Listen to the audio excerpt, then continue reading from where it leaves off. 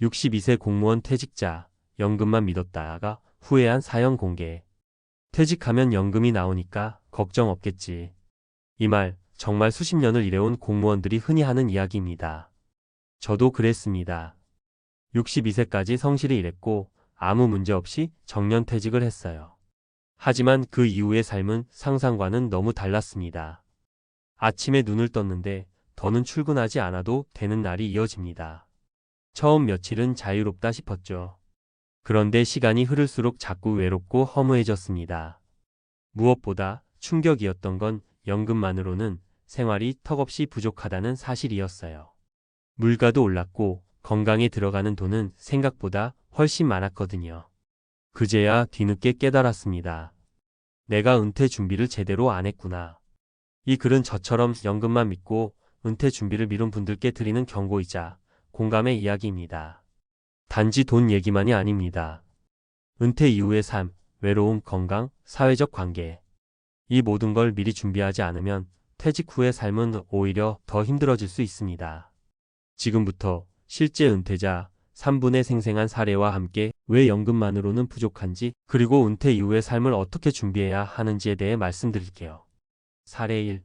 공무원 퇴직 후 생활비 180만 원의 벽에 막힌 62세 최 과장.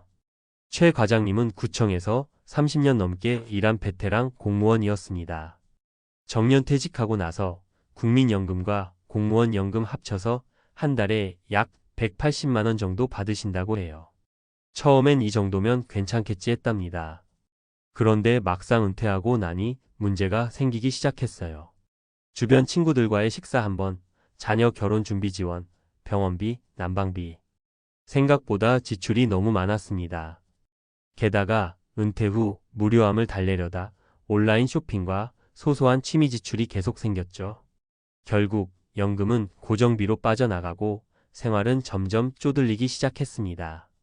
진작 퇴직 후 10년 이상 쓸 자금을 따로 준비했어야 했어요. 최 과장님의 말씀이 뼈에 사무칩니다. 사례 2. 아내와의 갈등, 연금의 한계에서 시작됐다. 마이너스 60세 박 전 사무관. 박 전 사무관은 퇴직 후 부부가 함께 여행 다니며 여유롭게 살 줄 알았다고 합니다. 하지만 아내는 기대가 컸고 박 사무관은 예산이 부족하다며 늘 제동을 걸었습니다. 연금은 고정된 금액이고 생활비는 해마다 오르는데 자녀의 등록금, 집 대출 상환, 노후 병원비까지 겹치니 아내와 자주 다퉜다고 해요. 아내는 내가 너무 짠돌이라며 서운해했죠. 하지만 난 연금으로는 정말 계산기를 두드릴 수밖에 없었어요. 결국 박 전 사무관 부부는 갈등을 줄이기 위해 생활을 13로 줄이고 시골로 이사를 선택했습니다. 도시에 비해 불편하지만 돈 걱정은 조금 덜 수 있어서 다행이라고 해요. 은퇴 전 부부가 함께 재정 계획을 세웠다면 어땠을까? 후회가 남는다고 합니다. 사례 3. 연금은 나오는데 외로워서 병이 났어요. 마이너스 63세 여성 퇴직 공무원 김 선생님. 김 선생님은 여성 최초의 교육행정직 공무원으로 63세까지 헌신한 분입니다. 정년 퇴직하고 나니 남은 건 연금 통장 하나였죠. 처음 몇 달은 드라마 보고 시장 보고 카페 다니며 괜찮았습니다. 하지만 점점 대화할 사람도 나눌 일도 없어지고 외로움이 심해졌습니다. 자녀들은 바쁘고 친구들도 연락이 뜸해지니 우울감이 몰려왔죠. 병원 갔더니 우울증이래요. 충격이었죠. 김 선생님은 지금은 지역 도서관에서 주 2회 자원봉사를 하며 마음을 회복하고 있다고 해요. 퇴직 전엔 연금만 생각했는데 사람이 살아있으려면 관계와 의미 있는 일이 꼭 필요하더라고요. 그 한마디가 가슴 깊이 박혔습니다. 그래서 퇴직 전에 꼭 해야 할 3가지 준비. 현실적인 생활비 시뮬레이션. 퇴직 후 고정비용, 병원비, 취미생활, 자녀 지원까지 포함해 실제 은퇴 후 한 달 예산표를 만들어 보세요. 연금이 얼마나 커버 가능한지, 부족한 만큼은 어떻게 보완할지 미리 준비해야 합니다. 마음의 건강과 의미 있는 일 찾기. 봉사, 소일거리, 취미 배움, 유튜브. 내가 존재감을 느낄 수 있는 활동이 필요합니다. 무료한 시간은 외로움과 병을 부르기 쉽습니다. 부부 또는 가족과의 사전 대화. 노후에 우리는 어디서 어떻게 살까? 현실적이고 구체적인 대화를 꼭 나누세요. 연금과 예산을 기반으로 기대치를 맞추는 것이 중요합니다. 마무리하며 저도 그렇고 위 세 분도 그렇고 공통점이 하나 있습니다. 바로 연금이 전부는 아니었다. 는 깨달음입니다. 지금 이 글을 읽고 계신 분이 50대라면 늦지 않았습니다. 60대라면 지금부터라도 준비하면 됩니다. 노후는 내가 어떻게 준비하느냐에 따라 행복할 수도 외로울 수도 있습니다. 연금은 기본일 뿐 그 위에 삶의 내용과 방향을 채워 넣어야 비로소 은퇴 후에도 빛나는 인생이 됩니다. 지금 준비하세요. 그것이 후회 없는 은퇴의 시작입니다. 그때 알았더라면 늦기 전에 준비해야 할 이유. 사람들은 자주 착각합니다. 정년까지 버티면 다 끝이다. 연금 나오면 괜찮다. 하지만 현실은 다릅니다. 연금은 당신을 지켜주지 않습니다.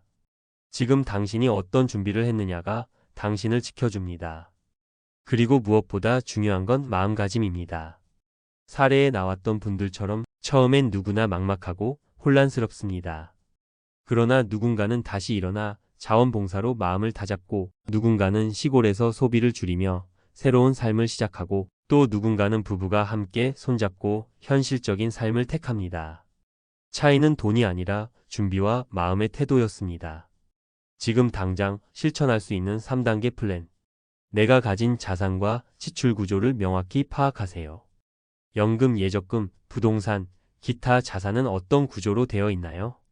한 달에 실제로 필요한 생활비는 얼마인지 구체적으로 계산해 보세요.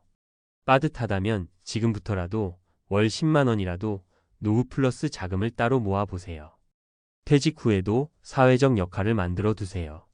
꼭 돈을 버는 일이 아니더라도 괜찮습니다.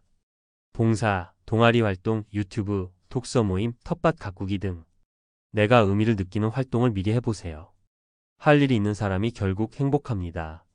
가족과 은퇴 후 계획을 자주 대화하세요. 자녀, 배우자에게도 현실을 공유하세요. 기대치가 너무 다르면 나중에 상처가 깊어집니다. 어디서 살 것인지, 어떤 삶을 살고 싶은지 지금이라도 서로 조율하고 합의점을 찾는 것이 중요합니다. 기억하세요. 은퇴는 끝이 아니라 시작입니다. 많은 사람이 정년퇴직을 마치 끝처럼 여깁니다. 하지만 진짜는 그 다음부터입니다. 하루하루 내가 주인공이 되는 시간, 내가 원하는 방향으로 살아볼 수 있는 마지막 기회가 바로 은퇴 후입니다. 퇴직 후 돈이 없어서 불행한 게 아니라 계획이 없어서 불안한 것입니다. 연금이 있든 없든 삶의 방향과 목표가 있다면 얼마든지 다시 행복해질 수 있습니다. 다만 지금 이 순간부터 준비하는 사람만이 그 기회를 가질 수 있습니다. 마무리 한마디. 62세 공무원 퇴직자였던 저는 이제서야 은퇴란 은퇴가 아니라 나로 돌아가는 과정이었다는 걸 이해하게 되었습니다. 하지만 그 과정이 너무 외롭고 아팠고 후회스러웠습니다. 그래서 여러분께 말씀드리고 싶었습니다. 연금만 믿지 마세요. 은퇴는 스스로 준비한 만큼만 따뜻해집니다. 지금 작더라도 하나부터 시작해 보세요. 그것이 10년 뒤에 당신을 지켜줄 유일한 방법입니다. 후회 없는 인생, 이제부터 다시 시작해 봅시다.